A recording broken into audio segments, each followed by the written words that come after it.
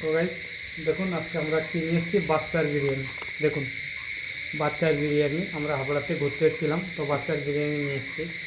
তো 3 প্লেট, একটু দেখিয়ে দিন 3 প্লেট। 3 প্লেট, এই যে 3 প্লেট, এই 1 প্লেট, এই 1 প্লেট, এর মতো এটা তো বাচ্চার বাচ্চার এর মতো জঘন্য। কি বলবো, আমরা খাচ্ছিলাম, এই দেখুন অলরেডি আমরা বাচ্চার বিরিয়ানি খাচ্ছিলাম। আপনাদের আমি খেয়ে দেখাচ্ছি। এতটা জঘন্য বিরিয়ানি সত্যি হয় না, মানে ভাইরাল হলে যে এতটা জঘন্য বিরিয়ানি করে তা মানে সম্পূর্ণ ধারণার বাইরে। এই যে চিকেন চাপ দেখুন, পুরো সলিড মাংস, এমনি তো শক্ত। দেখুন মাংসটা দেখুন কতটা হার্ডি, এমনি তো জুসি কোনো নেই, আর শুধু অয়েল প্লাস বিরিয়ানিটা আতর গন্ধ খাচ্ছে।